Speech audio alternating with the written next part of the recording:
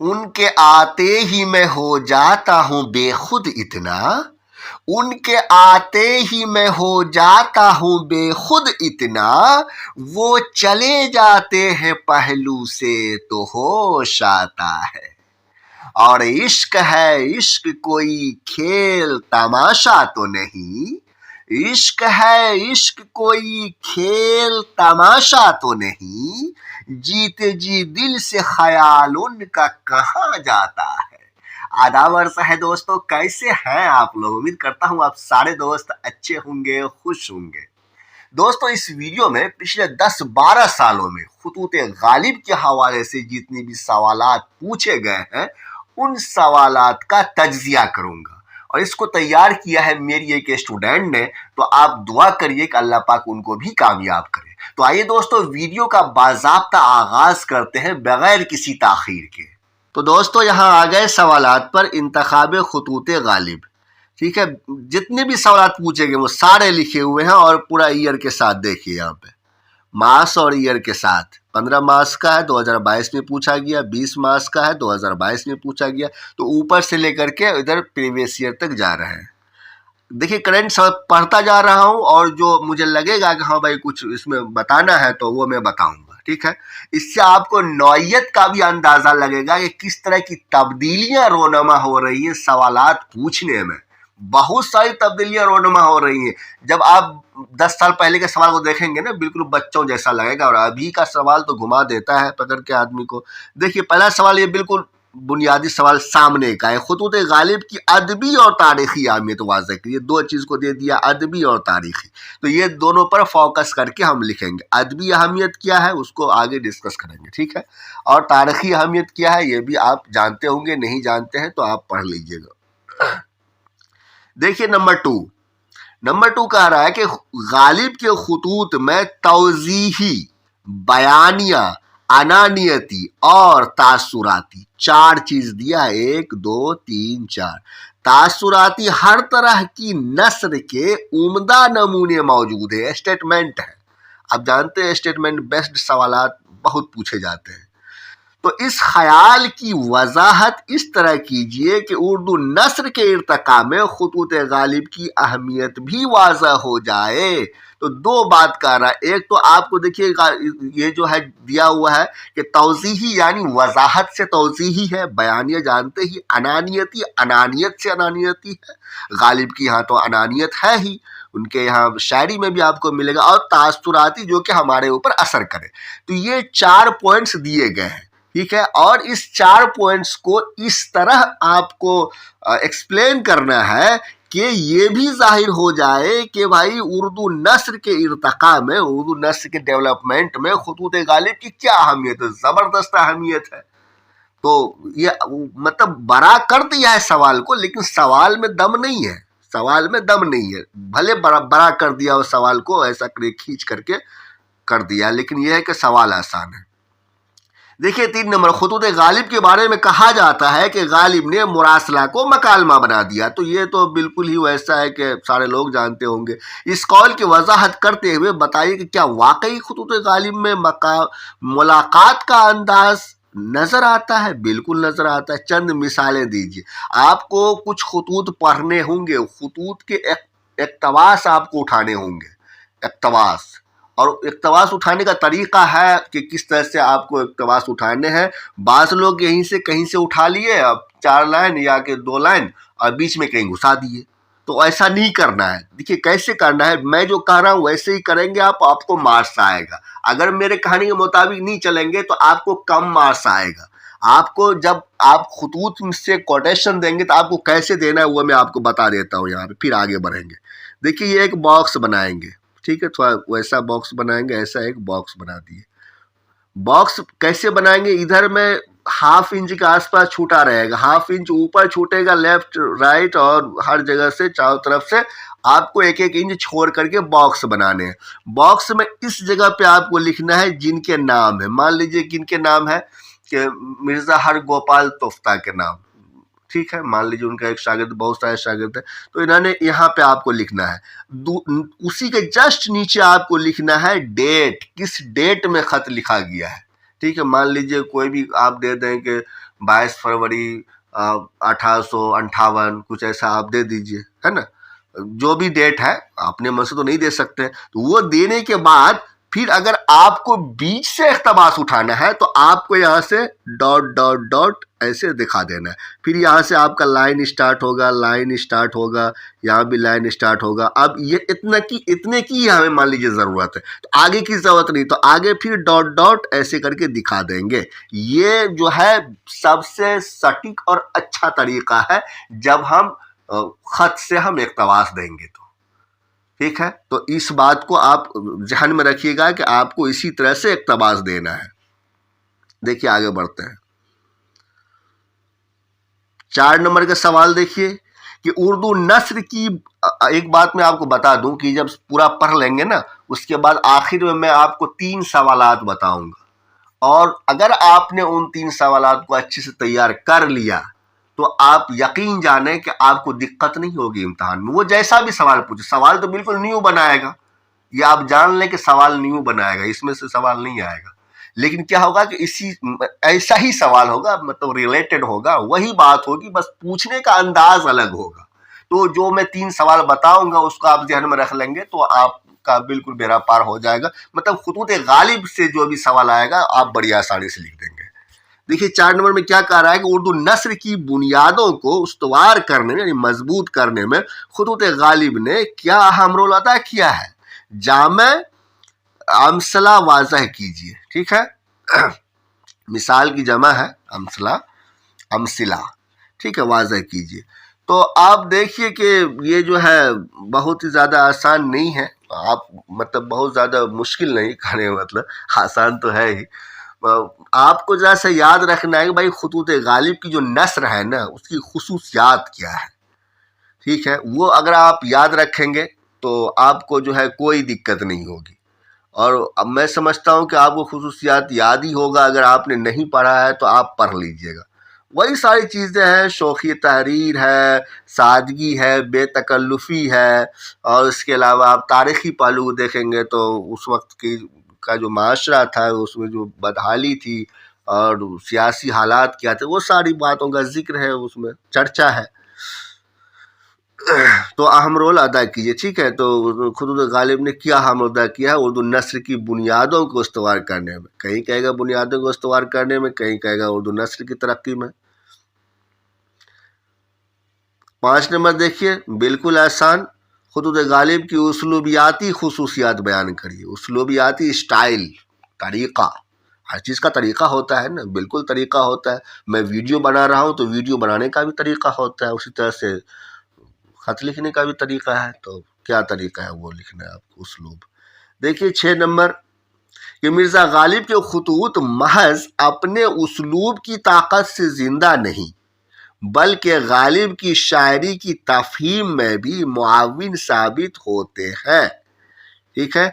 इस ख्याल से आप मुत्तफ़िक हैं या नहीं, दलील के साथ लिखिए। क्या लिखेंगे आप इसमें?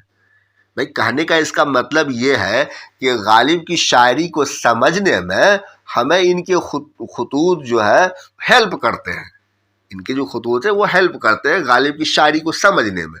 तो क्या आप इससे इत्तफाक रखते हैं? आप बिल्कुल इत्तफाक रखते हैं, और बिल्कुल ही हमें मदद मिलती है इनकी शायरी को समझने में। कि जब ये नस्र लिखते हैं अपने ज़माने के, उस वक्त जिस वक्त ये नस्र लिख रहे थे, मतलब खुतूत लिख रहे थे, तो उनकी शायरी, उनकी ज़हनी कैफियत का अंदाज़ा लगता है। देखिए शेर जो होता है 2 मिसरे का होता है, और वो समझ लीजिए कि एक मतलब कोड वर्ड है। वैसे भी लोगों ने कहा है कि भाई शायरी जो है चावल पर कुलवल्ला लिखने का अमल है। तो एक कोड है, उसको डिकोड करना होता है, तो उसको समझना होता है कि भाई कहना क्या चाह रहे हैं। जब तक आप किसी शायर की जिंदगी को आप अच्छे से नहीं खंगालेंगे, उनकी शायरी को ठीक से नहीं समझ सकते हैं।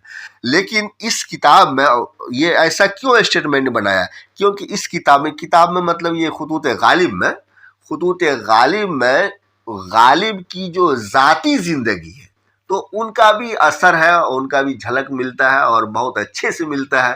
तो जो है इनके पर्सनल लाइफ को जानने के बाद जब हम इनकी शायरी को पढ़ते हैं तो हमें जो है मदद मिलती है। तो ज़ाहिर मदद मिलती है। तो कैसे मदद मिलती है? आपको ज़रा सा यहाँ पे एक आध मिसाल देने होंगे कि ख़त में भी मान लीजिए کہیں کا درد و غم کا ذکر کیا ہے، مان لیجیے دلی اجڑ گئی تھی اس کا ذکر کیا ہے، تو وہی کیفیت اگر ان کے کسی شعر میں ہے تو آپ کو ذرا سا دکھانا ہے کہ ہاں بھائی جو یہاں پہ ہے اور وہی چیز ان کے شعر میں بھی ہے، اس لیے ہمیں مدد ملتی ہے۔ ایسے موخک بات کر لیں گے، مطلب موخک کا مطلب یہ ہوا کہ بغیر مثال کے اگر آپ لکھ دیں گے کہ ہاں بھائی بہت مدد ملتی ہے، کوئی بات ہی نہیں بتا رہے ہیں کہ ہاں بھائی خط میں جو ہے یہ بتایا گیا ہے تو ان کی شاعری میں بھی ہمیں وہی چیز ملتی ہے۔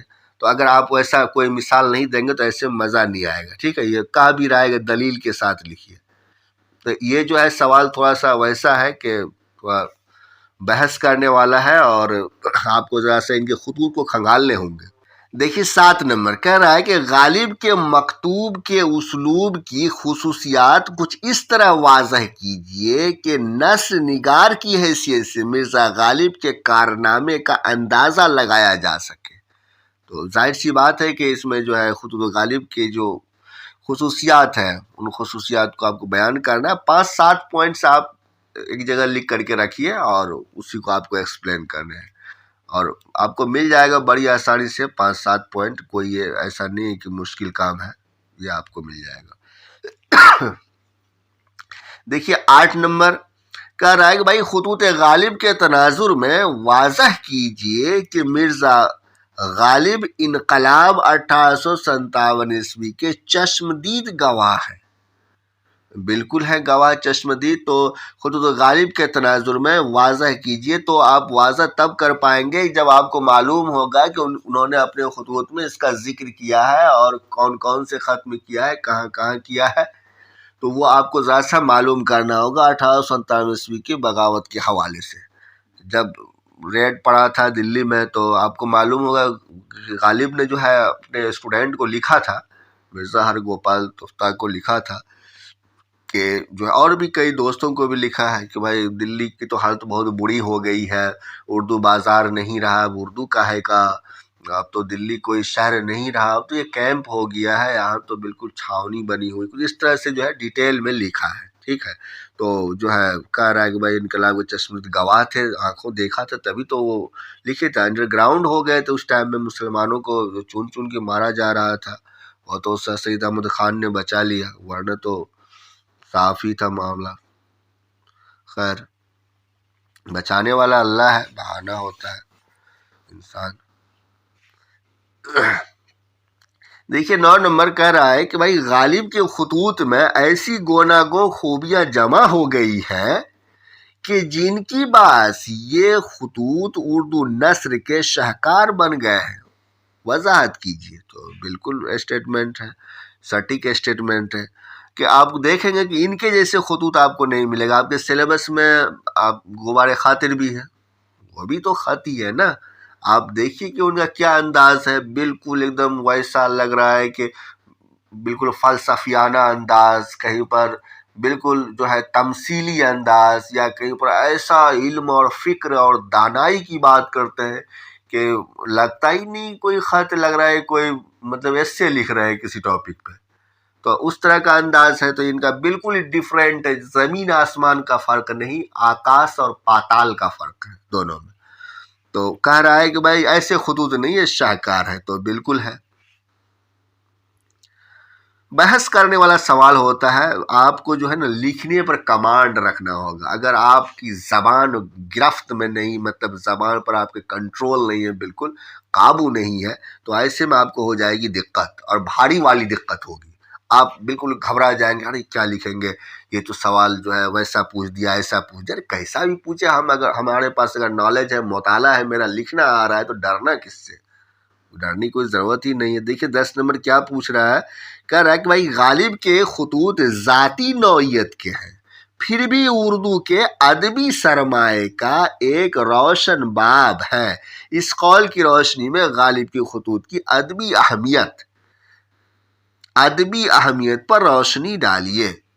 تو ظاہر ہے کہ یہ تو اپنا ذاتی پرسنل خط لکھے تھے نا، اپنے دوست کو، اپنے اسٹوڈنٹس کو لکھتے تھے، لیکن پھر اس کی ادبی اہمیت کیسے ہو گئی؟ وہ اس لیے ہو گئی کیونکہ انہوں نے جو انداز تحریر اختیار کیا تو وہ بالکل ہی سیدھا سادہ آسان سا اور بالکل بول چال والا انداز تھا. تو اس سے جو ہے اردو نثر کو بڑی ترقی ہوئی، مطلب بڑی تقویت پہنچی. اور اس وقت جو ہے ناول لکھا جانا شروع ہو گیا تھا 1969 میں.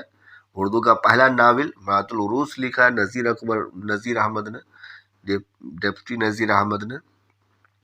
تو وہ نثر جو ہے تیار ہو رہا تھا. تو ہوتا یہ ہے کہ آپ جانتے ہیں کہ جب نثر ہم لکھتے ہیں کہ اگر غم کا کوئی، اگر ہمیں پہلو نمایاں کرنا ہے، غم کا کوئی ویسا واقعہ پیش کرنا ہے، یا خوشی کا اظہار کرنا ہے، یا کہ کسی بھی طریقے کا جو ہے ہمیں کچھ کرنا ہے، تو اس کے لیے الگ طرح کا نثر ہوتا ہے. اب ظاہر ہے کہ اگر ہم غم کے کسی پہلو کو بیان کر رہے ہیں تو وہاں پہ خوشیوں والے ورڈز کا کلیکشن تو نہیں کر سکتے ہیں، اور ہر طرح کے جذبات کو بے نقاب کرنے کے لیے یا بیان کرنے کے لیے، واضح کرنے کے لیے الگ الگ طرح کے ورڈز چننے ہوتے ہیں. نہ صرف ورڈز بلکہ الگ الگ طرح کے اسلوب کا ہمیں جو ہے سہارا لینا پڑتا ہے. تو اس وجہ سے جو ہے اس کی بڑی ادبی اہمیت ہے. بعد میں جب ناولیں اور جو کہ افسانے وغیرہ لکھے گئے تو وہاں پر جو ہے ان کے نثر سے بہت استفادہ کیا گیا ہے، اس میں کوئی شک نہیں. تو اسی بات کو کہہ رہا ہے کہ آپ جو ہے لکھیے. اسٹیٹمنٹ ہے 1857 کا انقلاب اور خطوط غالب، اس عنوان کے تحت ایک مضمون تحریر کیجیے. تو یہ 1857 سے ریلیٹ کر کے لکھتا ہی ہے. اس میں غالب صاحب فارسی میں بھی خطوط لکھے ہیں کچھ، تو اس میں بھی جو ہے ذکر ہے. تو 1857 کا بہت ڈیٹیل میں کئی خطوط میں آیا ہے نا، آپ پڑھیے گا نا. اگر آپ نہیں پڑھے ہیں تو بچے ٹیکسٹ نہیں پڑھتے، ٹیکسٹ بک سے بھاگتے ہیں، سوچتے ہیں کہیں تنقیدی مضامین مل جائے، کہیں پر کسی کا نوٹ سے مل جائے، اسی کو پڑھ کر کے ہم جو ہے بالکل کامیاب ہو جائیں گے. تو بھائی میرے، اب آپ لوگ سوری، ٹیکسٹ بک پڑھنے کی عادت ڈالیے. پڑھنے کا تو زمانہ ہی ختم ہو گیا ہے. تو کوئی پڑھنا نہیں پسند کرتا ہے کہ ہم کوئی کتاب نکال کے ذرا سا سلیبس کا پڑھیں کہ بھائی کیا لکھا ہے، کیا خطوط غالب کے، یا کہ غبار خاطر پڑھیں ذرا سا ٹیکسٹ بک نکال کر کے. سوچتے ہیں کہ بھائی پڑھنے کی ضرورت نہیں ہے تو جو ہے تنقیدی مضامین پڑھ لیں. تو پڑھیں گے تو ابھی تو آپ کا ذہن کھلے گا نا. کیسا بھی سوال پوچھے آپ کو فوراً دماغ میں کلک ہوگا، ہاں بھائی یہ تو ہم نے پڑھ چکا ہے، یہ بات تو ہم پڑھ چکے ہیں. تو وہاں آپ ذکر کر سکتے ہیں. بھلے خط یاد نہ ہو، خط کا ڈیٹ یاد نہ ہو، کہ ان کے نام لکھا گیا ہے، یہ تو یاد رکھ سکتے ہیں آپ، لیکن بحث تو کر سکتے ہیں نا. ایک امتحان میں بات تو بنا سکتے ہیں، آپ کس سوال کا جواب تو لکھ سکتے ہیں. دماغ میں کنٹینٹ سے بھرا ہوا رہے گا تبھی تو آپ لکھیں گے، نہیں تو آپ سوچنے لگ جائیں گے کہ بھائی کیا لکھنا ہے کیا نہیں لکھنا ہے. اور آپ جانتے ہیں مینس میں سوچنے کا ٹائم نہیں رہتا ہے کہ آپ سوچنے بیٹھیں گے ہاں بھائی کیا ہے. یہاں تو سوال دیکھیں اور فوراً قلم چھوٹے، تو ایسا ہوتا ہے. ٹائم آپ نے امتحان دیا ہے نہیں دیا ہے، آپ امتحان دیے ہوں گے مینس کا، تو آپ کو اندازہ ہوگا کہ کس طرح سے کتنا فاسٹ لکھنا پڑتا ہے. دیکھیے 13 نمبر کہہ رہا ہے کہ بھائی غالب کے خطوط، نہیں یہ 12 نمبر ہے. اردو کے نثری ادب میں خطوط غالب کی انفرادیت اور اہمیت پر روشنی ڈالیے. تو بھائی انفرادیت اور اہمیت اردو کے نثری ادب میں. اب نثری ادب میں کہا گیا ہے تو آپ دیکھیں گے کہ اس سے پہلے بہت ساری کتابیں لکھی جا چکی تھی. 1802 میں داستان باغ و بہار ہمارے سامنے تھا، اور بالکل ہی آسان اور ویسی نثر. اور اتنے سال بعد، یعنی کہ یہ آپ دیکھیں گے کہ 1868 میں ان کی پہلی کتاب عود ہندی آئی، اور دوسری جسٹ اگلے ہی سال 1869 میں آئی تھی. دلچسپ بات یہ ہے کہ ان کے خطوط کا ایک مجموعہ تو ان کی زندگی میں شائع ہوا، ایک جو ہے ان کی موت سے کچھ دن پہلے اور ایک جو ہے موت سے کچھ دن بعد. تو تھوڑا سا ہی فرق ہے، گیپ ہے دونوں میں. تو آپ دیکھیں گے کہ بھائی اس میں جو ہے تو خطوط غالب کی انفرادیت اور اہمیت پر روشنی ڈالیے. تو آپ کو مل جائے گا جب آپ پڑھیں گے کہ انفرادیت اور اہمیت کیا ہے. انفرادیت اس لیے کیونکہ بالکل یہ الگ ہے، دوسرے کے خطوط سے الگ ہے.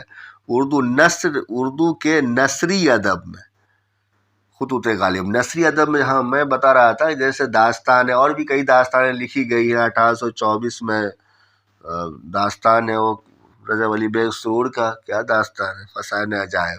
بہت ساری نثری کتابیں لکھی گئی تھی، لیکن اس کے باوجود خطوط غالب کے نثر سے بہت زیادہ استفادہ کیا گیا. تو اس بات کی باریکی کو آپ کو سمجھنا ہے کہ ایسا کیا ہے خطوط غالب میں جو اس سے استفادہ کیا گیا. وہ اس لیے کیونکہ بہت ساری باتیں یہاں پہ بولنے کے لیے، تو جو میں ابھی پڑھ رہا ہوں، نیکسٹ بناؤں گا ویڈیو تو آپ کو بتاؤں گا. دیکھیے 13 نمبر کے غالب کے خطوط دہلی کی تہذیبی زندگی سے واقفیت کا اہم ماخذ ہیں. اب یاد رکھنا ہے آپ کو کہ باغ و بہار میں آپ دیکھیں گے کہ باغ و بہار میں بھی دہلی اور اس کے آس پاس کی جو حالات ہیں اس وقت کے تھے تو اس کو بیان کیا گیا ہے. اور باغ و بہار میں آپ کو ویسے تو پورے ہندوستان کی تہذیب و تمدن کو دکھایا گیا ہے، لیکن زیادہ فوکس دلی اور اس کے گرد و نواح کی جو زندگی رہی تو اس کو دکھایا گیا ہے. تو یہاں پر غالب کے خطوط میں بھی جو ہے آپ دیکھیں گے تو دہلی کی تہذیب و تمدن کو دکھایا گیا ہے. ویسے تو غالب صاحب ایک بار کلکتہ گئے اور کہیں گئے نہیں تھے، بغل میں یو پی گئے تھے، تو دہلی میں ہی ان کی زندگی گزری. اور آج میں ان کے مزار پر سے آ رہا ہوں. میں جب بھی وہاں پہ بستی حضرت نظام الدین جاتا ہوں تو میں ان کے مزار پر ضرور جاتا ہوں اور جا کے دیکھیے آگے کہ تو ظاہر ہے یہ اسٹیٹمنٹ ہے کہ بالکل جو ہے دہلی کی تہذیبی زندگی سے ہماری واقفیت ہوتی ہے اور اہم ماخذ ہے. تو اس نقطۂ نظر سے خطوط غالب کا جائزہ لیجیے. تو اس وقت کے دہلی کے جو حالات تھے جو تہذیبی زندگی تھی، تہذیب و تمدن تھا، اس کو جہاں جہاں اس خط میں بیان کیا گیا ہے تو وہ ساری چیزیں جو ہے آپ کو لکھنی ہے. اب تہذیب میں کیا کیا چیزیں شامل ہوتی ہیں تو وہ آپ جانتے ہوں گے. زبان جس کو نثر بولتے ہیں نا، یہ بھی ہے تہذیب میں شامل، سارا کچھ ہے. اور تہذیب کا ڈیفینیشن آپ پڑھ لیجئے گوگل کر کے، ای بی ٹیلر نے بہت اچھا ڈیفینیشن دیا ہے. دیکھیے 14 نمبر غالب کے بزلہ سنجی ہی ہے جو ان کی تمام تحریروں میں ایک رنگ کی طرح پھیلی ہوئی ہے. یا بزلہ سنجی لکھ کر کے لوگوں کو ڈرا رہا ہے. بھائی بزلہ سنجی کہتے ہیں کہ خوش طبعی، یعنی کہ مطلب غالب صاحب آپ جانتے ہیں بہت ہی ظریف انسان تھے، بہت ہنسمکھ انسان، ہنساتے رہتے تھے.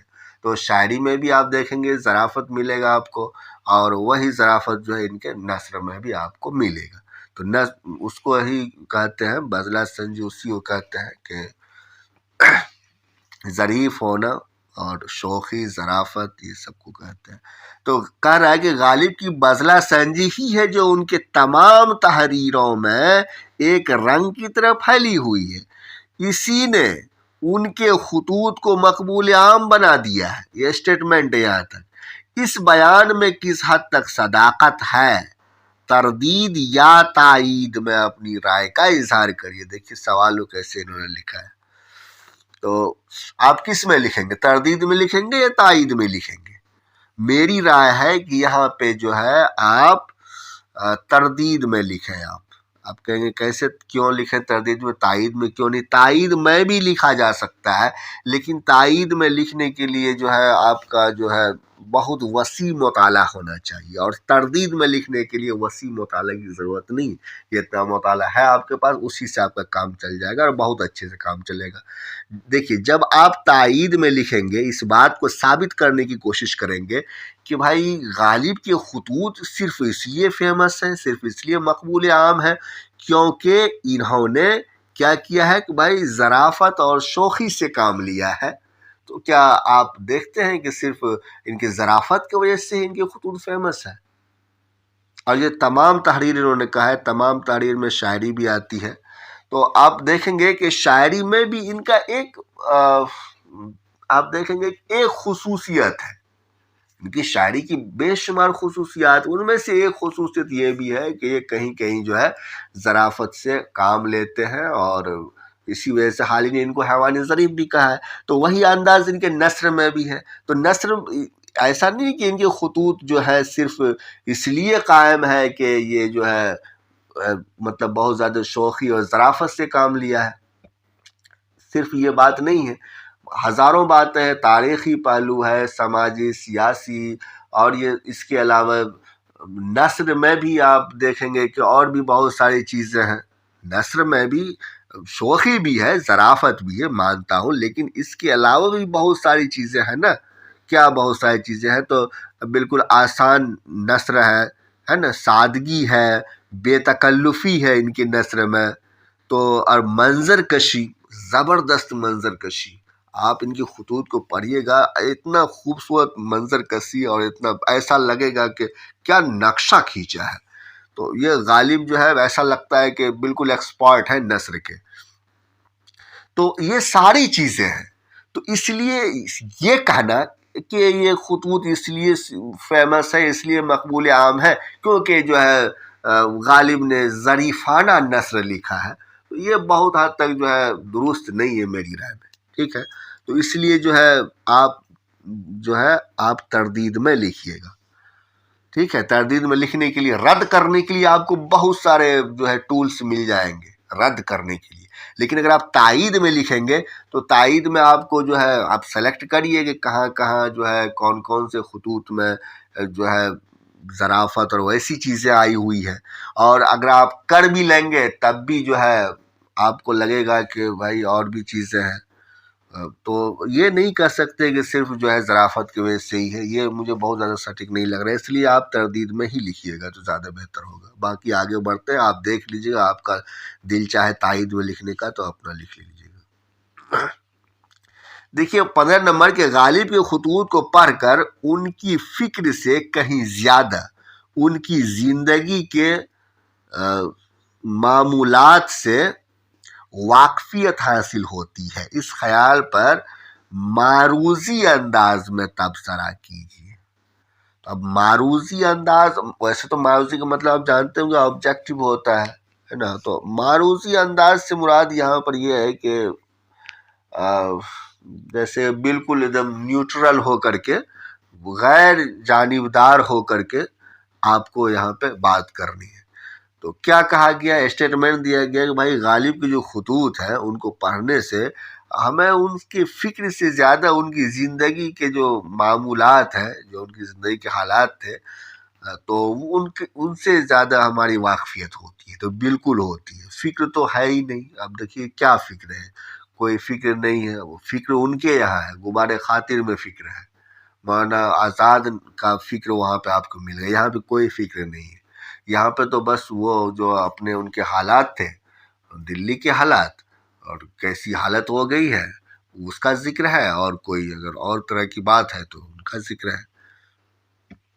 کہیں پہ آم کھانے کا ذکر کر رہے ہیں یا کچھ جیسے بھی ہو، تو ان کے زندگی کے ہی معمولات سے زیادہ ہماری واقفیت ہوتی. تو کوئی بہت بڑا فکر اور حکمت اور دانائی کی بات آپ کو ان کے خطوط میں نہیں ملے گی، کم ملے گی، اکا دکا کہیں مل سکتا ہے، باقی جو ہے نہیں ہے. دیکھیے 16 نمبر کہہ رہا ہے کہ بھائی غالب کے خطوط کی نثر سادگی، بے تکلفی اور بے ساختگی کا ایسا نمونہ ہے کہ غالب کو اردو کی مثال نثر نگاری کا موجد قرار دیا جا سکتا ہے. موجد یعنی ایجاد کرنے والا. تو اب دیکھیے کیا کیا چیزیں، سادگی ہے، بے تکلفی ہے، بے ساختگی ہے، تین ہمیں مل گیا. اب اس تینوں پر بات کر کے اور آخر میں یہی ثابت کرنے کی کوشش کریں گے کہ جو ان کی جو اردو کی بے مثال نثر نگاری کا موجد قرار دیا، موجد ہے، بے مثال نثر نگاری کا موجد، کیونکہ اس سے پہلے کی جو نثری کتابیں ہیں تو وہاں بھی نثر ہے لیکن وہ انداز نہیں ہے. وہاں پہ آپ کو ذرا سا جو ہے آرٹیفیشیل، وہ مصنوعی انداز آپ کو زیادہ ملے گا.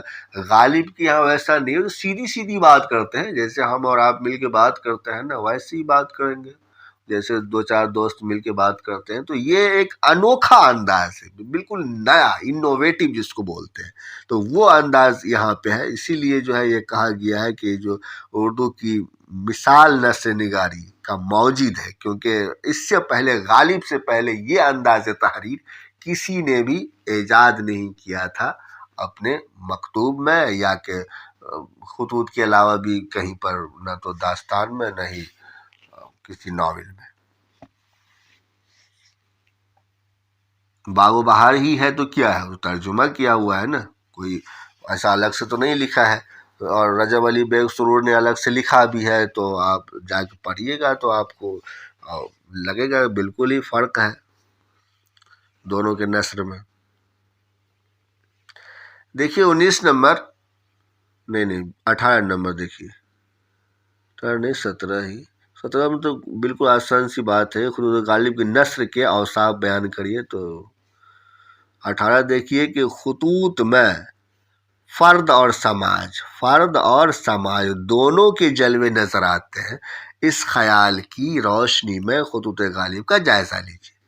تو خطوط میں فرد اور سماج دونوں کے جلوے نظر آتے ہیں، یعنی کہ ایک انڈیویجول فرد کی زندگی کو بھی ڈسکس کیا گیا ہے اور سماج کو بھی ڈسکس کیا گیا ہے ان کے خطوط میں، تو بالکل صحیح بات ہے۔ صحیح بات اس لیے ہے کیونکہ جب کئی بار آپ دیکھیں گے کہ جن کو خط لکھا ان کے بارے میں ذکر کر رہے ہیں، ان کی زندگی کے بارے میں ذکر کر رہے ہیں، کیسے ہو یار تم آتے نہیں ہو، تمہارا خط نہیں آتا ہے، کیا بات ہے، فلانے ڈھمکانے، اس طرح کی بات کرتے ہیں۔ کہیں پر ماس آف دا پیپل یا پھر پورے سماج کی بات کر رہے ہیں، جیسے کہ تاریخی حوالے سے جب یہاں پہ انقلاب ہوا تھا دلی میں، تو اس وقت اس بات کا جب ذکر کر رہے ہیں تو وہ پورے سماج کا ذکر کر رہے ہیں، تو فرد اور سماج دونوں کے جلوے نظر آتے ہیں۔ تو یہ اسٹیٹمنٹ بالکل صحیح ہے، اس میں کوئی شک نہیں، اسی کو ثابت کرنا ہے۔ اور سماج اور فرد کا کیا رشتہ، آپ جانتے ہیں کہ سماج سے ایک فرد کو نکال لیں گے تو سماج ختم ہو جاتا ہے، انڈیویجول اینڈ سوسائٹی آر انٹرڈیپینڈنٹ، آپ پڑھے ہوں گے۔ دیکھیے کہ 19 نمبر کہ اردو ادب میں غالب کے خطوط کو کن کن وجوہات کی بنیاد پر اہمیت حاصل ہے۔ اب یہ ہے وہ گیا کہ ان کے نثر کی خصوصیات، کہ جتنے بھی خصوصیات ہیں ان سارے کی بنیاد پر جو ہے اہمیت حاصل ہے۔ بس تفصیل سے جواب دیجیے، نہیں بھی کہے گا تفصیل سے جواب دیجیے تب بھی تفصیل ہو جائے گا، اس میں تب بھی اس میں تفصیل ہوگا۔ 20 نمبر خطوط غالب کی مقبولیت کا کیا راز ہے؟ راز ہے، کوئی ایک راز تو ہے نہیں، وہی سارے راز ہیں جو کہ آپ خطوط غالب کے نثر کی خصوصیات میں پڑھتے ہیں۔ مدلل تحریر کیجیے، ٹھیک ہے۔ تو 21 نمبر غالب کے خطوط میں ان کے عہد کی معاشرت کی عکاسی کس حد تک ہوتی ہے؟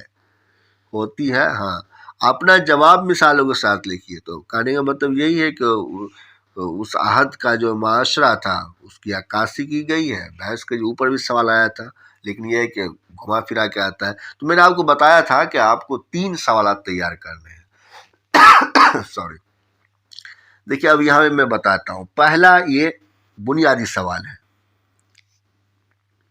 کہ خطوط غالب کی نثر کے خصوصیات، یعنی کہ اس خطوط غالب میں جو نثر ہے نا، تو نثر کی خصوصیات آپ کو ڈیٹیل میں تھوڑا سا کر لینا ہے، کیونکہ یہ ایک ایسا سوال ہے اس سے آپ کے کئی طرح کے سوالات ہینڈل ہوں گے۔ تو نثر کی خصوصیات، ٹھیک ہے، پوائنٹ وائز آپ کو لکھ لینا ہے، نثر کی خصوصیات 1 نمبر میں، ٹھیک ہے۔ دوسرے نمبر میں کیا؟ دوسرے نمبر میں 3-4 چیزوں کا آپ ذہن میں رکھیے: ادبی، سیاسی، ٹھیک ہے، سماجی، تاریخی۔ یہ پہلو، یہ جو اتنے ہیں ادبی پہلو، سیاسی، سماجی اور تاریخی پہلو، آپ ان کے خطوط میں آپ کو تلاش کرنے ہیں۔ ان میں سے کوئی بھی بات دے کر کے کہے گا کہ بھائی اس خطوط کی ادبی اہمیت بتائیے، یا کہ سیاسی اہمیت بتائیے، یا کہ کیا تاریخی اہمیت ہے، تو یہ ساری چیزوں کو جو ہے آپ کو ذہن میں رکھ کر کے اور خط مارک کر لینا ہے کہ بھائی ادبی اہمیت کہاں پہ ہے۔ 2-3 لائن جو ہے آپ وہاں سے نوٹ بھی کر لیجئے، اور اقتباس دینے کا طریقہ میں نے بتا دیا ہے، تو اسی طریقے سے بیچ میں کہیں نہیں گھسائیے گا کہ ہاں بھائی غالب نے کہا ہے، بیچ میں گھسا دیے ان کے کسی بات کو، تو ایسا نہیں، بالکل فارمیٹ کے ساتھ لکھیں گے، جیسا خط نہیں ہوتا ہے کہ لکھتے ہیں نا کہ بھائی ڈیٹ لکھے اوپر میں فلانے کے نام، تو ٹھیک فارمیٹ ویسا ہونا چاہیے، تو پھر مزہ آئے گا ایگزامنر دیکھ کر کے بھی لگے گا ہاں بھائی ٹھیک ہے۔ بیچ میں کہیں گھسائیں گے کوٹیشن تو بہت ہی ویسا لگتا ہے کہ خراب لگتا ہے، اور ان کی نظر بھی نہیں پڑے گی ایگزامنر کی ایک ایک ورڈ کون پڑھتا ہے۔ تو یہ ہو گیا دوسرے نمبر میں آپ کو یہ سارا کرنا ہے، ٹھیک ہے۔ اب نمبر 3 تیسرا کیا کہ آپ کو کہا جائے گا کہ بھائی اردو نثر کے ڈیولپمنٹ میں اس کتاب کے یعنی خطوط غالب کے نثر نے کس طرح سے اس کو جو ہے متاثر کیا۔ تو اب کس طرح سے متاثر کیا، تو آپ کو ذرا سا تاریخی پہلو اپنے ذہن میں رکھنا ہوگا کہ اس کتاب سے 1868 یا کہ 69 میں یہ جو خطوط غالب جو ہے چھپ کر کے لوگوں کے سامنے آیا، تو اس سے پہلے جتنی بھی نثری کتابیں ہیں ذرا سا اس کا ذکر آپ کو کرنا ہے۔